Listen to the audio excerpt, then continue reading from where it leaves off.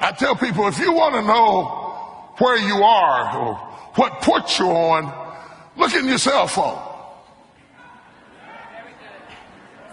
Because your cell phone will tell me who you talk to. And whoever you spend your time talking to, that's the port you're on.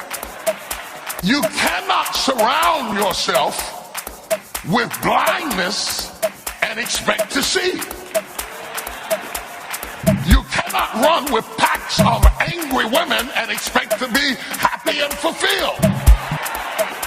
You cannot hang out with a bunch of defeated, going nowhere, no vision men and be an overcomer. You are who you hang around. You're praying for something that God already answered with. You pray for a tree, God doesn't send you a tree, He gives you a seed. You pray for prosperity, God's not going to send money, He gives you a thought. A thought, an agriculture, a seed, He plants a seed. And if you can bring the seed out of your thought life into fruition, then you will see seed time and harvest. See, a seed only works when you plant it. It requires action. It cannot bring life as long as you store it. Your stored thoughts is where your money is where your future is where your productivity is where your best marriage is where your greatest thought is. It's in the things that are in your head that need to get out the shelf of your mind and be planted in the soil of your life. And God is going to do an agriculture. He's going to cause it to grow in spite of its environment, in spite of its surrounding. He will cause it to stand out and be able to grow. You could take my suit, I got another one. You could take my car, I could get another one. You could take my house, I could get another house. But when you take my time, you have taken something from me that is totally irreplaceable. We take all kind of classes from money management.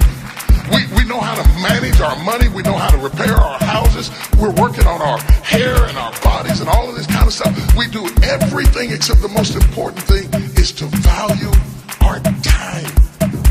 It takes time to be creative. You were meant to be creative. You were created in the likeness and the image of a creator, and in that likeness and in that image, you have creativity. If you had time, you would be creative.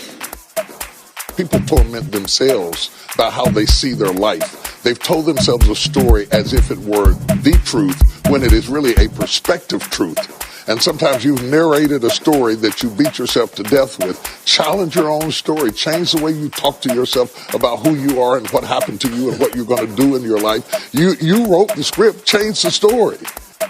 If you are waiting for your feelings to line up with your decisions, your life will always be on hold.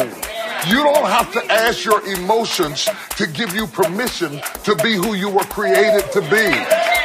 Everybody has some angst, some fear, some negative voice saying, "Who are you?" But some people rebuke it. Yes. And other people birth it.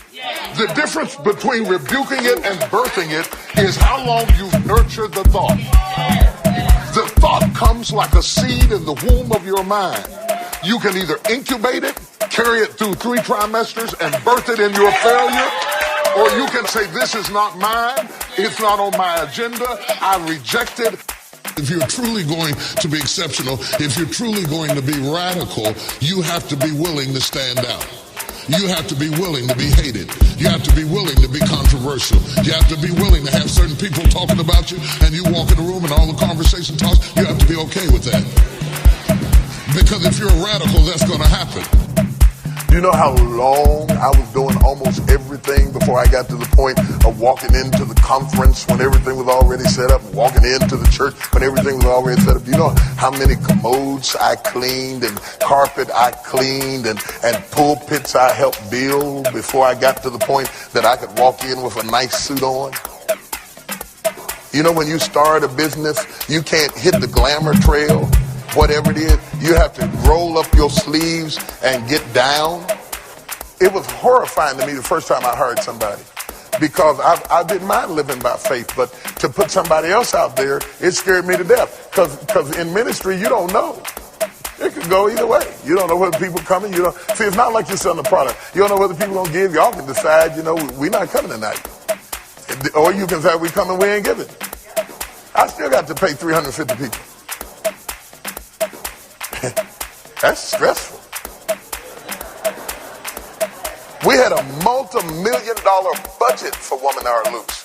Before the first woman walked in the door, the arena has to be paid up front, the sound people have to be paid up front, the trucks have to be paid up front, the equipment has to be paid up front, the satellite time has to be paid up front, the volunteers' hotel rooms have to be paid, the per diems have to be paid, and on and on and on and on and on. The plane tickets have to be paid for, the hotel wants their money up front, the caterer wants his money up front, the stage designer wants it, all of that's paid up front.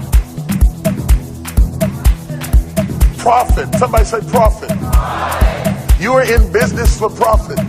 Don't be confused about that. You're in business for profit. Not because you have a warm feeling, because if you have a warm feeling, and that's the thing that motivated you to go into socialists. No, this is true. I'm serious. You must make money in business or you will not be in business long. Even if your business is a ministry to people, this is ministry. But if we don't make a certain profit level, it will not be a ministry. When you come in here and the air conditioner's off and the lights are off and there's no sound system, then it will cease to be a ministry. And even though we have a good philosophy and we love the Lord, we have bills to pay. And there's a practical side to ministry that's unavoidable. And there's a practical side to your company. And